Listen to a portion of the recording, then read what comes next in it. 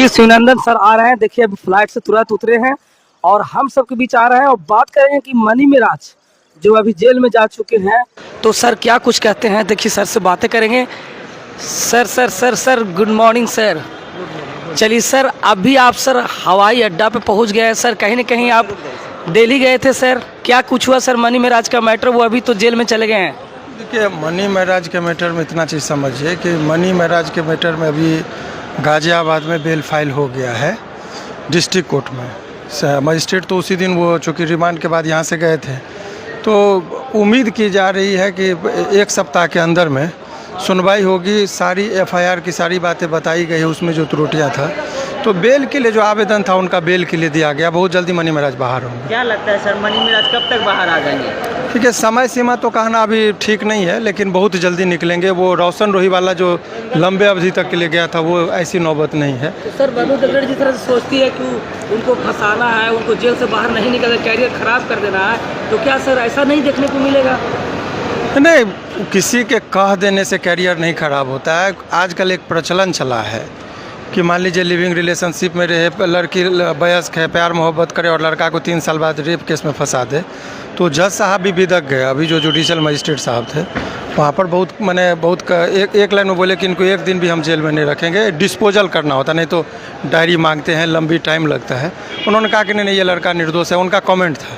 उन्होंने बोला तुरंत आप डिस्ट्रिक्ट जज के पास जाइए, वो बेल देंगे। सर बनू दगड़ का साथ है हिंदू रक्षा दल का, तो कैसे सर? देखिए, जाति और धर्म के टिप्पणी से नहीं, कोर्ट अपने कानून पर चलता है।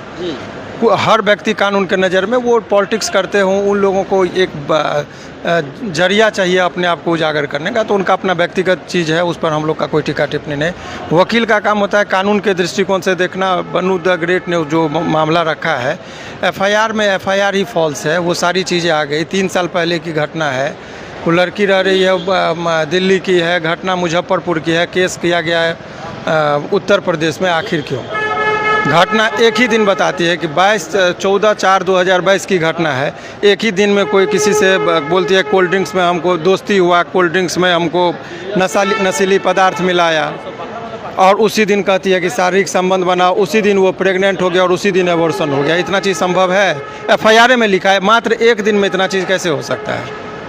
तो ये स्पष्ट है कि न घटना का चौहद्दी पता है, न घटना की तिथि पता है उसको। तो ऐसे परिस्थिति में तो ये कहा ही नहीं जा सकता है कि उसमें क्या है। तो एक जज साहब ने यही कहा कि भाई इसमें एक ही दिन में कैसे हो सकता है? एक ही दिन में उसकी घटना की तिथि, एक ही घटना। देखिए, फिर से मैं रिपीट कर रहा हूँ, एफआईआर के साथ भी जब ऑफिस में आएंगे मैं पूरा डिटेल बताऊँगा। घटना बता रही है कि 14/4/2022 में कह रही कि हमको दोस्ती भी हो गया, क्योंकि घटना कब से कब तक का एक एफआईआर का कॉलम होता है। तो बोला 14/4/2022 से लेकर 14/4/2022 तक, यानी एक ही दिन की घटना है। इतना ही में वो विवरण दे रही है कि हमारे साथ दोस्ती हुआ, जाति छुपाकर, नाम छुपाकर। उसके बाद बता रही कि दोस्त फिर हमको कोल्ड ड्रिंक्स में नशीला पदार्थ मिलाया, फिर बेहोश किया, हमारे साथ दुष्कर्म किया, फिर हम प्रेग्नेंट हो गए तो फिर ये जो है सो एबॉर्शन कराया। तो एक ही दिन में ऐसे कैसे हो सकता है संभव?